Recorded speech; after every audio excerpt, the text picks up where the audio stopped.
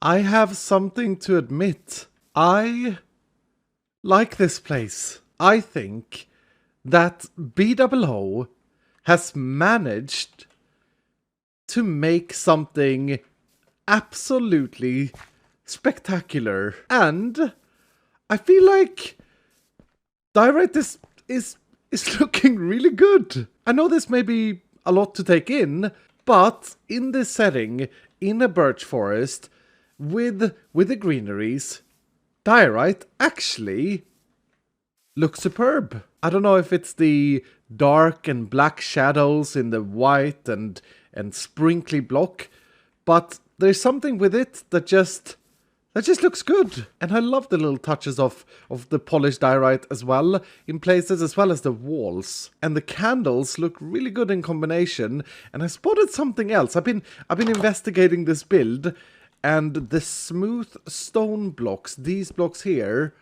goes incredibly well with the diorite. It's like one of those things where I feel like I've changed, or maybe evolved. And look at this tree! Absolutely gorgeous, and I don't think you can make it that gorgeous without the spotty black and whitish diorite in around it. It looks absolutely spectacular. And the funny thing is that this realization has made me look at diorite completely different right now, because it looks great with spruce. It looks great with moss and all the other leaves. Is diorite just a really good block? Have I been blind this entire time? I should say that BDubs is one of my favorite Minecraft builders ever. As in, I think he builds fantastic things, and he's very, very talented. And this leaves me with a bit of a question. Do I actually like diorite now? Or do I like what BDubs has done with it? And to answer that question, I want to give myself a little bit of a challenge. Can I, Iska85, build something that looks good with diorite? Well, I'm gonna give it a go, because right now I am actually liking diorite. And besides, it should go very well with the new calcite block. Oh, yes. And what about white concrete powder? Yeah, absolutely. It's like a whole new world is opening up. I wonder if I could build a little bit of a statue looking thing using mainly diorite with some of the mixed blocks in with it, and make it look good. Because even now, even just placing down this pillar, I'm feeling like that's actually looking really good in this general setting. The big question here is, was diorite always misunderstood? Is it actually a good block? And do I actually like it? It's feeling a bit weird, and maybe it's the charm of BOO's builds. Or maybe it isn't. There's only one way to find out.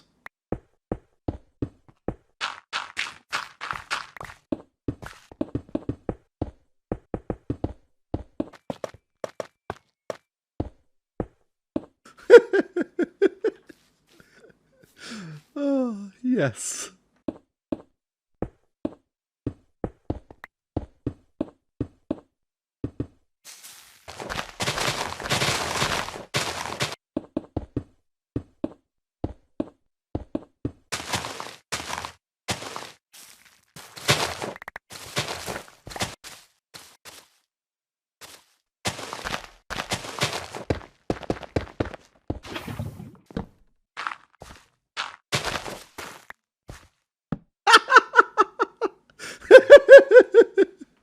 Yes, it is absolutely beautiful.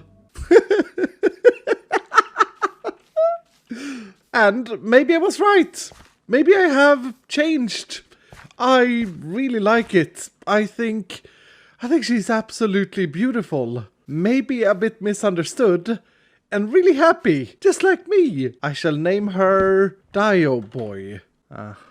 And yes, DioBoy. And DioBoy also has a function, a burning mouth, which I can use to burn diorite. wait. No, sorry. I am a changed man. I mean, diamonds. Yes, and was exactly what I was gonna say. Diamonds. Diamonds for Dioboy. 1, 2, 3, 4, 5, 6, 7, 8, 9, 10, 11, 18. And there is no trickery here. They are actually gone because Dioboy deserves it. But seriously, she's looking absolutely fabulous, and it really does enhance the base. I'm happy with this. Welcome to the family, Dioboy. And I can honestly say, I like diorite now. Great success.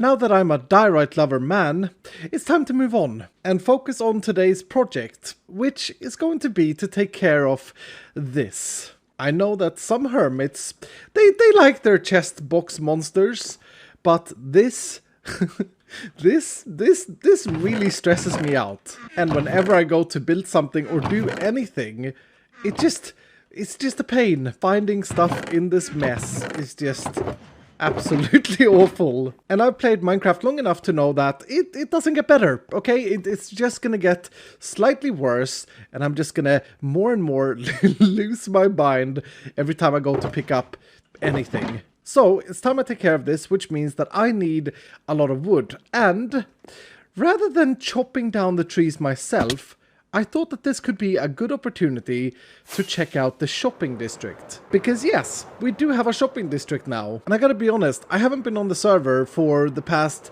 10-ish days. I've been busy. I've been working with my team not only on finalizing Vault Hunter SMP, the multiplayer Vault Hunter series that I've been playing for the past year or so over on my Twitch channel. We have set a date for those of you who are interested. 11th of June, we will be running the final vault. But me and my team has also started to create the next version of Vault Hunters. And it may very well be in Minecraft 1.18, which is really, really exciting. But it has taken up a lot of my time, so as I was saying, I haven't really been on the server, and I definitely haven't seen most of the... I've seen this thing, but I haven't seen most of these. What is this? A beautiful swan, I think. Yeah, this place is really starting to take shape. So what we have decided is that this entire area here is going to be the shopping district, and it's actually quite large, this area, which is a really good thing. And I got this looks absolutely incredible. False's Beans with a B on the top. That is a very cool sign. I love a good shopping district. Anyway, I would like to purchase some wood. And this place is really, really cool. I wonder where one purchases things. Up here, maybe? Yes. Yes. 1 diamond per stack. Oh, that's expensive. Oh, but wait, it's 2 diamonds per stack for dark oak. I'm gonna need a lot of chests for a storage room. So 8, 9, 10, 11, 12, 13. Bought a whole barrel. Oh wait, hold on. No, it's 2 diamonds per stack. Not 2 stacks per diamond. Whoops. I'm just gonna take everything back. That is quite the price. Now, Green was selling wood as well. I wonder if he has better prices. All logs, 1 diamond ore block. Wait, what? Well, that's not cheaper than Gigalogs. I don't think it gets cheaper than this, unfortunately. So just take all of my diamonds. I am a poor boy now, but I hate running out of materials, and I'm not a big fan of chopping down trees. Time to make a bunch of chests. That many is a good start for a storage room. Now I just gotta figure out where I want to build my storage room and how I want to build my storage room. My base has slowly made its way down, so I think it's time to continue developing down here. I mean, to be fair, last episode I did develop this general area, and now we have had the addition of Dioboy. Hello! And that leaves this area over here, which currently has a tunnel to my amethyst farm. Now, I'm not entirely sure what I want to do for a storage room, but I feel like I should mark out an area. And marking out an area or creating an area inside the cave has been super important so far because, well, a cave is just a cave. It's a giant room, and the trick is to make that giant room into a base. And for it to be a base, I feel like having different sections makes it a lot more base-like. It's almost like rooms in a house.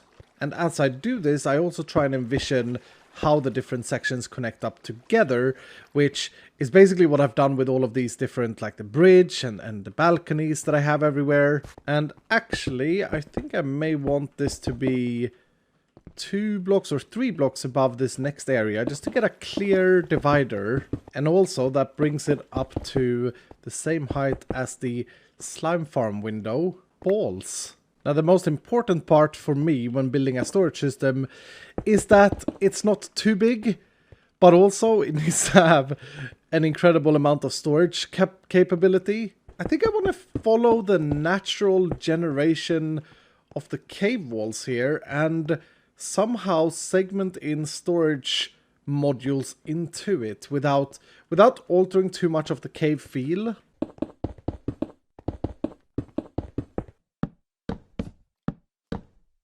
I have spent a good hour at this so far, and I haven't got a whole lot done. But what I've been doing is trying to figure out an organization system for the storage area. And to me, this is extremely important to get right, because otherwise the storage system will just be useless. And no, I'm not planning on building an automatic storage system because, well, they just lag too much and they're so slow. Instead, I want to build a system that is easy to use, has a smallish footprint, and looks decent. And I think I've got the idea for what I want to do. Bulk storage chest monster wall of doom. Some sort of storage console in the middle for richity stuff like diamonds and things like that. Although right now that won't be very full because I'm pretty broke. And to tie it up together, I want to create a shulker box loader. A machine that can store all of my shulker boxes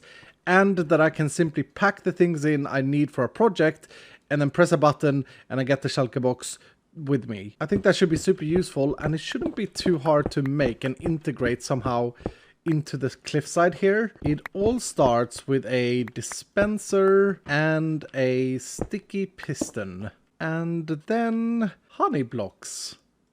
Hopper here, honey block on top, and a slab on that piston. I then want a button, the machine's operating button, which currently powers that piston, to also have an 8-tick link to this dispenser, which in theory should be pretty simple. Observer, repeater on 4, dust, and repeater on 4 facing into a block that powers the dispenser. And actually this should be a stone button, so I get 10 ticks instead of 20, but pressing this button should yield a shulker box, and then pressing it again should break the shulker box and put a new shulker box in its place. And because of that honey block, if I put a chest here, I should be getting my shulker box that I've loaded up into that chest. Nice. What an advanced machine. However, for this to be useful, I would also want a storage system for my shulker boxes and an indicator of how many shulker boxes is loaded in the system. And for that, I need something else that I couldn't find in the shopping district. Glowstone. So that I can make redstone lamps. Great. Success! I am a big fan of any redstone system that has an indicator using redstone lamps, so that's what I'm going to try and make. And actually, a storage indicator is not too hard to make. I'm gonna need a way into this dispenser, so this hopper will be the first stage, and so I'm going to measure that hopper's inventory with a comparator, and then simply output that into a block which will indirectly power my first lamp, and then I'll have a double chest on top with another hopper sitting here and another comparator sending an indirect power signal to that block and another lamp. The indirectness is important because otherwise the comparator will power up to 3 redstone lamps if it's hooked up directly to it. And now all I gotta do is just do this back and forth. So next one will be like that. Hopper here, block there, and a comparator there, lamp. Nice. And I could do this indefinitely. I think 3 double chests of storage is probably a good number. And I could do whatever height I want here. But I think that's a lot of shulker boxes stored there. And also I want to make sure that I have an input chest that I can reach from down here. So I can reach that chest. I don't know if I can reach one higher. It's a little bit inconvenient if I place it one up, and I don't like inconvenient. So 3 full double chests, plus hoppers, plus the dispenser. Yeah, that'll be enough storage, I think. I'll lower this by 1. And then what I can do is connect this chest up together with this hopper. And that should be a functioning shulker storage indicating self-dispensing system of doom. I better try it out though. I still have a healthy amount of shulker shells from my end bust. 62 shulker boxes. And put in the system. The lights should, yes, they should light up like that, and then eventually it should only be the lowest one that's lit to begin with. Yep. So that tells me that I have less than a double chest of shulker box in backup storage. And then the moment this chest fills up entirely, which we'll just try and fake for the moment, like that, then we should have 2 lights lit. Nice. So now the whole idea is that this should be by default loaded with an empty shulker box, and whenever I want to pack up a shulker box for a project or whatever, all I do is pack it up from the deep storage system, press the button, pick up my shulker box, and off I go. And there will be a new empty one waiting for the next time I dispense it. And then once I'm done with a shulker box, putting it back into the deep storage, I'll take the empty shulker box and simply drop it off in the chest. And we should actually see that one shulker box going through. Yes. The system just swallowed it. Now, as far as the design of this place goes, I think we can all agree that it's looking rather rough. And actually, I think I may want to keep it rough. But this is not just looking rough. This is also looking like a creeper explosion. But I think I want to try and make this area feel almost like a mine or a workplace, industrial, with spruce planks and stripped spruce logs. I even got some brown concrete powder to mix in and just try and make this look industrial rather than lush, which is what I've gone with in the other places. I'm not sure if this is gonna fit, but that is the idea I'm having right now.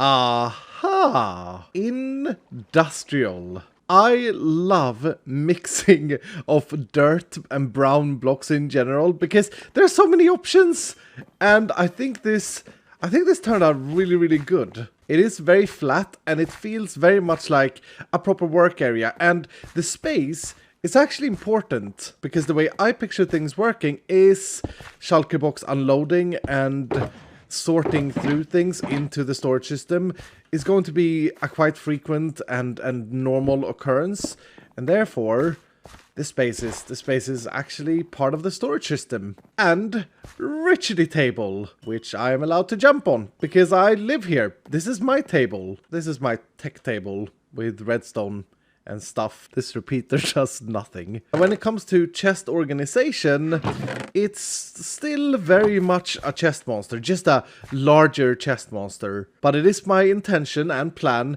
to get my stuff organized as soon as possible. But for now, I have one more thing I want to do with this area, and it's gonna be a rather important thing. One of those things that may define the future of the cave base. That sounds awfully serious. Anyway, first things first, I need terracotta. And after going through my ever-growing chest box monster, I don't have enough. Wait a minute. Aha! Chest monster number 2 delivers. That should be enough. And I'm going to dye this terracotta cyan. Cyan. Next up, I'm going to need some gray concrete. Gray concrete. Quick color lesson. Cyan. Gray. Gray. Cyan. Makes a lot of sense. Anyway, I gotta do the thing. I ended up getting some other things as well. Lime terracotta, some moss blocks, green concrete powder, glow lichen, and slime blocks. And what I want to try is to make an Iskalium ore vein. And for those of you who don't know, this is Iskalium, a very rare and superior ore used mainly for bouncing castles. Long story short, it's great.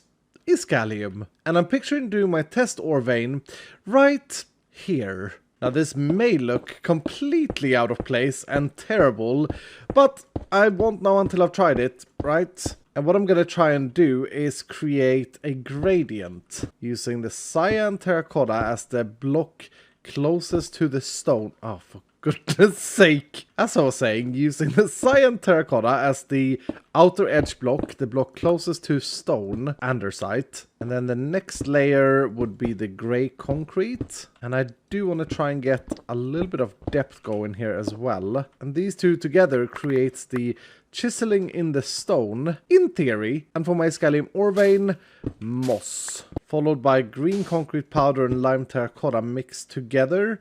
This is a very nice bridge between these blocks. And finally, the Iskalium. And I wonder if the glow lichens will give enough light for this to shine only slightly and very subtly. Unfortunately, I think that's too dark. Torch. Yes. This is a very tedious little thing, and I have no idea if it's gonna look okay. Definitely needs some texture change on the rest of this piece of cave as well. A good source of diorite actually, which I now love. One day I will learn how to use scaffolding blocks. Ooh, hello there. Ooh, yes. I mean, it's a small vein, but oh, I love the little glow that it gives. I do see a few things I would want to change. That block and that block. Details. Yes, much better. And actually, now it properly looks like a chest monster.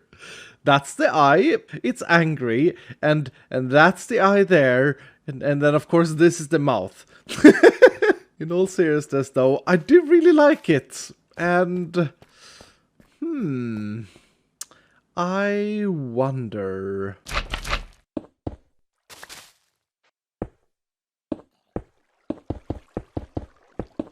Yes! And despite my hardest effort in not making it look like a face, it still has a little bit of that eye look. But I love the 3D-ness of that vein, or of both of these veins. That's looking so cool. From Diaboy's perspective, it looks completely flat. But as I move closer, it's almost like they move. Oh, I love it. I absolutely love it. And in my book, this test was kind of successful. I think I want to build more of them around the cave. They make it feel very me. I do have a lot of cleaning up to do still on the walls, though. There's a lot to do in this base, but flight time? Yes, this area has certainly added to the feel of the base. Oh, and the chests don't render in from up here. Just goes to show just how big the cave base is. And it's really, really starting to feel like a mega base, in my opinion. I mean, granted, there's a lot of work still to be done, but I feel like it's getting places. Anyway, with that, that's gonna do it for today. So, I really do hope that you have enjoyed this episode, including my newfound love for diorite. And if you did, do hit the like button down below. If you're brand new, consider subscribing, and I will see you in the next episode.